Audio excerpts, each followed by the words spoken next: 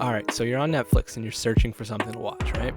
You're scrolling and you're thinking, hey, maybe I should just give up now and go back and watch The Office for like the billionth time. I haven't seen Prison Mike in a while. I'm Prison Mike! But you hold strong and you take a chance on something new. And you know what happens? You actually kind of enjoy it. This happened to me a while back with a movie called Comet. Comet was an independent movie that came out in 2014, got picked up by IFC Films after its opening at the Los Angeles Film Festival. It stars Justin Long and Emmy Rossum as basically the only two people in the movie. The first thing that struck me about this movie, and it happened immediately, was the framing. Right from the first shot, nothing is conventionally framed. The rule of thirds wasn't a rule at all. It wasn't even a guideline. People are getting pushed to the boundaries of the frame. Sometimes they're even getting cut in half. And you know what? I loved it. There are so many beautifully composed shots in this movie. But if you brought this into your film teacher, they probably would have failed you because it follows zero of the so-called rules. I love the visuals. They stuck in the back of my mind long after this movie was over.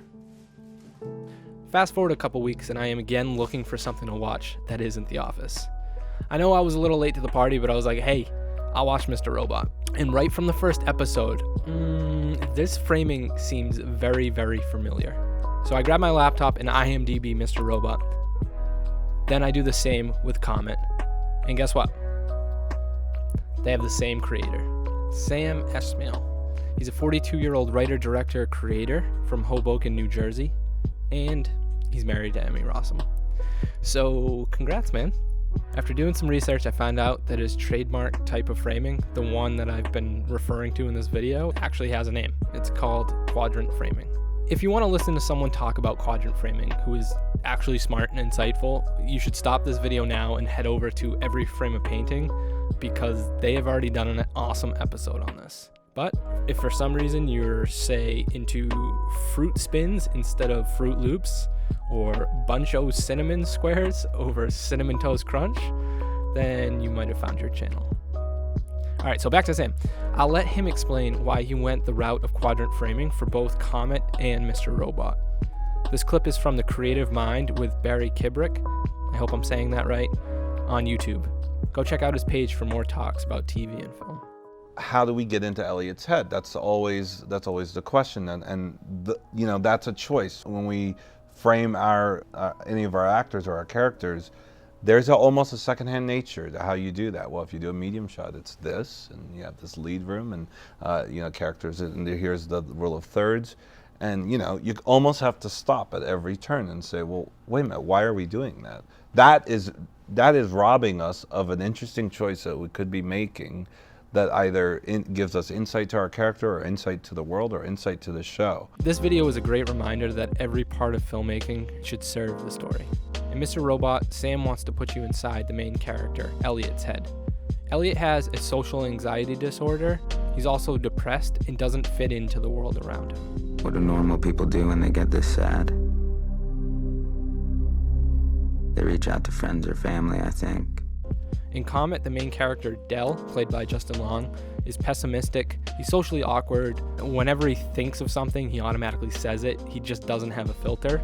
I had nothing against you. You might not be a bad guy. Most likely you are, but maybe not. Well, you're incredibly handsome, and you were probably very handsome when you were a kid, too. I think that explains your lack of substance and personality. Only because nobody's ever really challenged you before. So now as an adult, you think everything you say means something, but it means nothing, actually. You don't know what you're talking about, and it's really upsetting. And I think she probably sees through that. You're very pretty, but you're shallow beyond belief.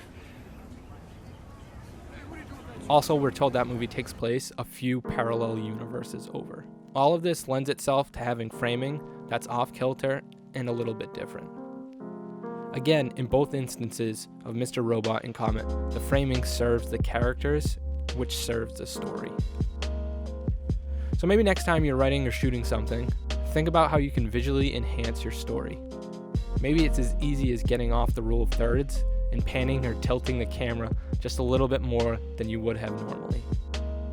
If you've hung around this long, thanks for watching.